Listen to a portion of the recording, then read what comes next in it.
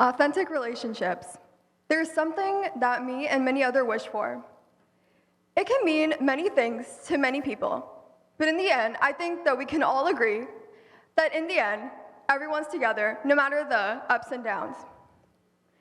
This can mean something to friends, family, or even your significant other. So what exactly are authentic relationships?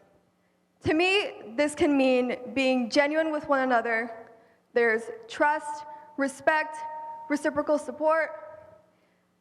You communicate even when it's hard, and there's vulnerability. There are those times when you have those deep and serious conversations with each other where you try to understand each other. All parties contribute so that everyone can make sure that they feel seen and heard. But what doesn't make an authentic relationship? These red flags can include feeling constant negativity, disrespect, feeling like your boundaries are being crossed, and a feeling one-sided. Now that we have some sort of understanding of authentic relationships, how can we exactly build those genuine connections?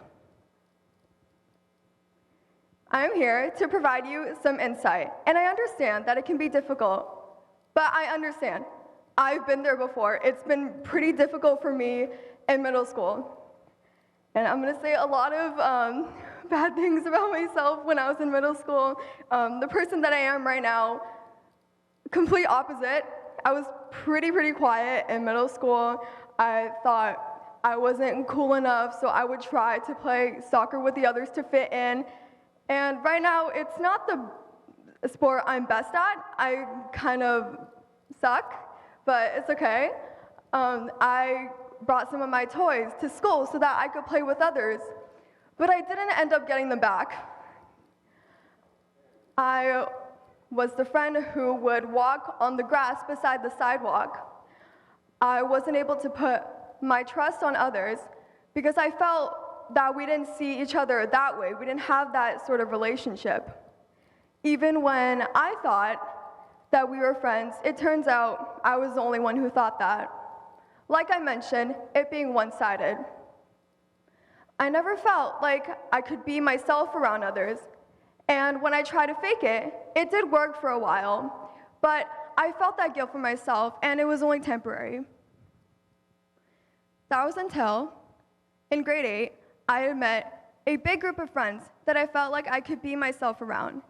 During the pandemic, we would always talk to each other no matter what was going on. We'd probably sleep really late. We would play on Roblox with each other. So that was really fun. So I felt like I could be myself. I could say anything. I felt closer. I actually felt like it wasn't one-sided for once. But before that, when I wouldn't feel included in everything, I always felt left out. At some point, I did tell my parents that I wasn't feeling very liked or heard or understood or seen. And of course, me and my parents had that authentic relationship, but in the school, nothing was really going for me. So, I'm here to tell you that it is really important to be yourself, to embrace your passions, your interests, what you want to learn, your beliefs, etc. It allows the connection to be built on honesty and being genuine with one another. Everyone embraces each other, and that is what increases that compatibility. It allows individual values to be embraced, and that you won't have to feel that guilt for yourself, and nothing would be hidden from one another. Another thing, when a friend respects you, you have to make sure that you value that friendship. When I talk about authentic relationships, I think of my friend that I've been friends with since we were 4 years old. I think she's right there. She's probably shy. Yeah, so yeah, 4 years, so that's like 13 years because we're like 17 now, crazy. And of course, living in the same area and learning in the same building was a huge factor contributing to our friendship. But over time, we went to different classes, so we had to make time for each other over the years. During that friendship, we did have conflicts with each other. But that's also what's important when it comes to an authentic relationship. You are able to communicate with one another. It's like a test to see whether or not you will leave or stay and discuss it with the other person. In the end, everyone's happy. You have learned how to communicate with each other, see the tactics and strategies to go over the problem, and you have become a little bit more vulnerable with each other. So, overall, building authentic relationships is really good for the soul, the mind, and the heart.